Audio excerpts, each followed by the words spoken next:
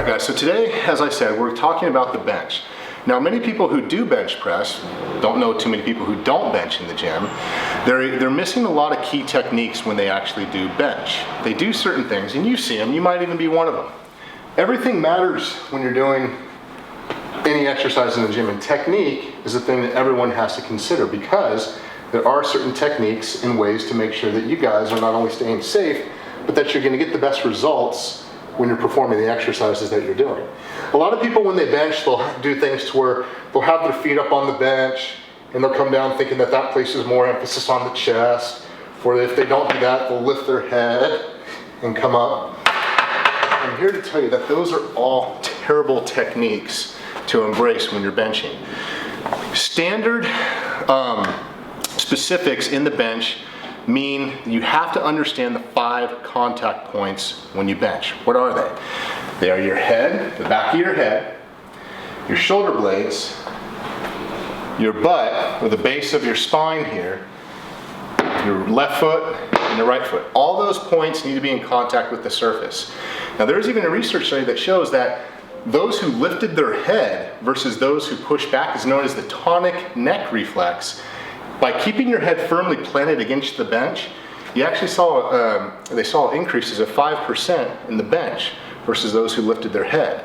Plus, you don't want to lift your head because that's how you're going to strain stuff. Now, a lot of people do it, but I'm here to tell you it is not the proper way. I don't care who you are, it is not the proper way to execute the movement, okay? Tonic neck reflex, look it up, guys. So let's talk about it. How am I going to position my body the best way possible in order to make sure that I'm not only pressing as much weight as I possibly can, but also making sure that I'm targeting the specific area, in this case the chest, as well as the triceps are involved, to go ahead and push the weight and the load up, okay? So, first things first is you want to go ahead and sit on the bench and get positioned, right? Both feet are on the floor. Do not put your legs up. Once you lay back, you're going to feel that there is a natural arch that occurs in your back. What you want to do is you want to go ahead and accentuate that by actually positioning yourself not to where you're so bowed to where you're literally just in an uncomfortable position, but you want to make sure that that chest is broad, the chest is expanded. Think about the best way that you actually can target the chest in anything is to go ahead and stand up straight, put that chest out. That's essentially the same position that you want on the bench. You're just like this on the bench. That's the way that you want to actually position your body. You don't want to be concave, you don't want to lean forward, you don't want to press your back flat. You just want to go ahead and position your chest the best way possible. So your right foot and your left foot need to be in contact with the floor. Now as you bench, you're actually going to be pressing with your heels on the bench. Not lifting your butt up, but you're pressing with your heels onto the floor. That's going to generate the force. The other contact point is making sure your head, your shoulder blades are pinched together. You want to pinch your shoulder blades back to where, think if you had a pencil in the middle of your back, you want to pinch those shoulder blades back. Depress your shoulders. By depressing your shoulders, just by doing this, you're going to feel that the chest is already activated. Those who have their shoulders coming up high here and their head coming forward, they're actually using more of their anterior deltoid and less chest. So a lot of people say, oh, I feel it more in my shoulders and my arms than I do in my chest.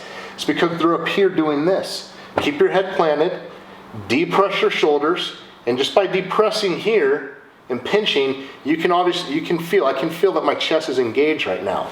I do have space in between the bench and my lower back here, okay? But my butt is firmly planted, my heels are planted. So I have 1 contact point with my head. Do not move it. 2 are my shoulder blades pinched together. 3 is my butt. 4 is my left foot. 5 is my right foot. And as I go ahead and unrack here, once I unrack, the goal is to aim the bar down right at the sternum, which is right below the nipple line. Come down, and as I come here, push from your feet and push back. Almost in an arcing fashion, push back above. Come down. Don't come here to where the elbows flare out. If you come out here with your elbows flared out, my shoulders rise. You want to keep your elbows down at a 45-degree angle, pushing up. Down, pushing up. you'll generate more force, more power. The only time your head should come off the bench is when you guys get up. So try those 5 contact points next time you guys bench. I promise you, it will be a little bit uncomfortable if you're not used to it. You probably should go down in weight, but eventually that weight will come, but then you've mastered the technique. Look, any of these tips or anything that someone tells you to do the right way, if you have bad technique and form, you're always going to be a little bit weaker because you're not used to doing things the right way. But once you get the form and technique down, the results will come.